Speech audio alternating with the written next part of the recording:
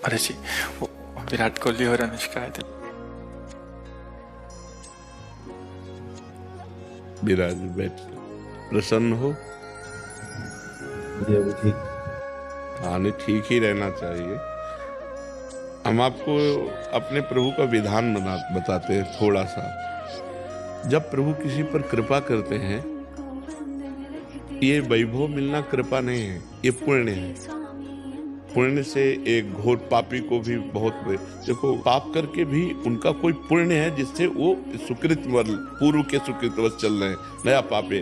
ये वैभव बढ़ना या यश बढ़ना ये भगवान की कृपा नहीं मानी जाती। भगवान की कृपा मानी जाती है अंदर का चिंतन बदलना, जिससे आपके अनंत जन्मों के संस्कार भस्म होकर और अगला जो है बड़ा उत्तम होगा।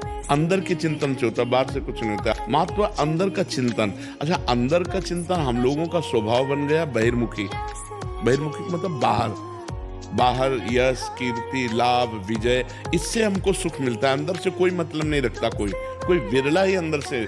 अब क्या होता है, भगवान जब कृपा करते हैं तो संत समागम देते हैं, कि दूसरी जब कृपा होती है तो विपरीतता देते हैं, और फिर अंदर से एक रास्ता देते हैं। ये मेरा रास्ता है, ये परम शांति का रास्ता है, ये शांति का रास्ता नहीं।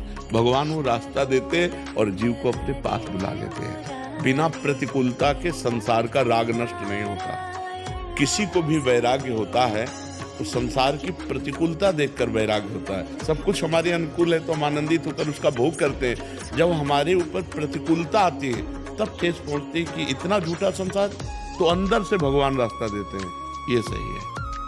भगवान बिना प्रतिकूलता के इस संसार को छुड़ाने का कोई भी औषधि नहीं रखी।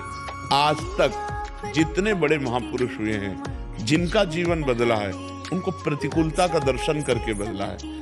तो कभी प्रतिकूलता आए उस समय आनंदित हो कि मेरे ऊपर अब भगवान की कृपा हो रही है, कि मुझे सतमार्ग में चलने की प्रेरणा मिल रही है। अगर सतमार्ग छूटा हो, ये सब तो एक सेकंड के लिए आप विचार कीजिए। अब अपना सुधार कर लो, अपने जीवन को सत्य में ले आओ, तो अगला जो होगा वो बहुत जोर का होगा। चाहे जन्म हो तो श्रीवान, कुलवान, धनवान, वैभव संपन्न ऐसे, और भक्ति की अनुकूलता, खास बात श्रीवान, धनवान, कुलवान नहीं, खास बात भक्ति की अनुकूलता। अगर इस जन्म में भगवत प्राप्ति नहीं हुई तो भगवान श्री कृष्ण ने गीता में कहा है कि मेरे भक्त का नाश नहीं होता। मैं कुलवान, धनवान, श्रीवानों के कुल में जन्म देता हूँ और फिर पुनः भक्ति का माहौल देता हूँ, और पूर्व का जो भजन छूटा हुआ हो वहीं से उसको। अब बिल्कुल ऐसे ही रहो जैसे रह रहे हो, बिल्कुल संसारिक बन करके रहो, लेकिन अंदर का चिंतन आपका बदल जाए। अंदर के चिंतन में आपकी यश की भावना न रह जाए, अंदर के चिंतन में आपको धन बढ़ाने की भावना न रह जाए। अंदर का चिंतन हो जाए, प्रभु बहुत जन्म व्यतीत हो गए, अब एक बार आपसे मिलना चाहते हैं, एक बार आपसे मिलना चाहते हैं प्रभु, मुझे आप चाहिए, अब संसार नहीं। तो बात बन जाएगी, तो इसलिए आनंद पूर्वक भगवान का नाम जप करो, बिल्कुल चिंता मत करो। बाबा, क्या नाम जप से हो जाएगा पूरा? ये हम अपने जीवन का अनुभव बताते हैं। सांख्य योग और अष्टांग योग और कर्म योग और भक्ति योग, चारों योगों में प्रवेश रहा है। पहले हम सन्यासी रहे 20 वर्ष सन्यासी रहे काशी विश्वनाथ जी। तो हम सांख्य योग, अष्टांग योग, जो अष्टांग योग है ना, अष्टांग योग, कर्म योग, इन तीनों को अच्छी प्रकार जान करके और फिर भक्ति योग में आए हैं। स्वयं भगवान शंकर से बढ़कर कोई ज्ञानी तो नहीं ना, सनकादि से बढ़कर कोई ज्ञानी नहीं। वो हरिशरणम सनकादि हर समय जपते रहते हैं। भगवान शिव राम राम राम राम राम राम जपते रहते हैं। हम वृंदावनवासी प्रिया प्रीतम के उपासी, तो जो राम में राह है वही राह है, जो धा है ये रस देने वाली वस्तु है। तो हम राधा राधा राधा राधा, मतलब आप ये समझो कि हमारी इतनी तार्किक बुद्धि रही, हमारी श्रद्धालु बुद्धि नहीं रही। सन्यासी की जो बुद्धि होती है वो तर्क प्रधान होती, कसौटी पर कसने पर। तो हम केवल भावुकता में राधा राधा का प्रचार नहीं कह रहे कि हमने सुना और ऐसे ग्रंथों में पढ़ा, ऐसे कह रहे, स्वयं स्वाद लेके कह रहे और विश्वास के साथ कह रहे कि यदि आप राधा राधा जपते हो तो इसी जन्म में भगवत प्राप्ति हो जाएगी, इसी जन्म में। जैसे किसी से कहा जाए कि तुम सत्य बोलो, मंदिर में चढ़ के बोलो, तो हम मंदिर में नहीं, हम वृंदावन में बैठे हैं। करोड़ों मंदिर इसकी समानता नहीं कर सकते, भगवान का परम धाम है।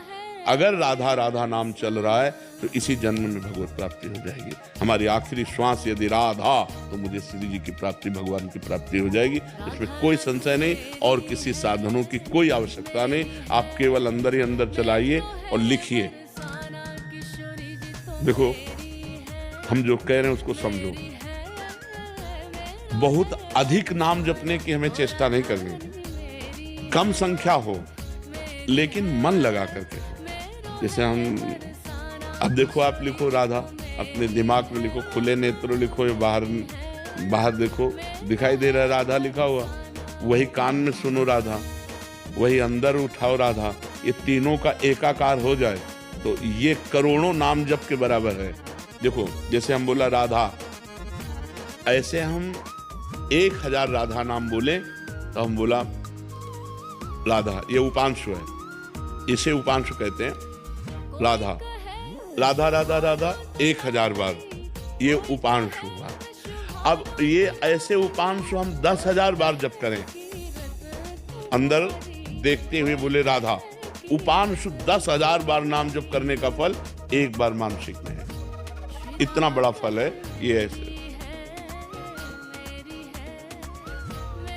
राधा राधा राधा चल रहा है, नेत्रों से हम उसे देख रहे हैं, कानों से उसे सुन रहे हैं।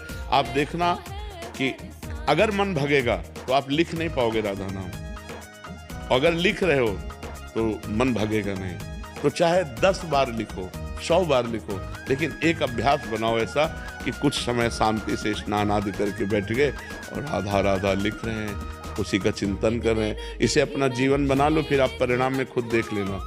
कोई घाटे का सौदा तो है नहीं, ठीक है। ये सखी को दे दे ठाकुर शिव जी की है।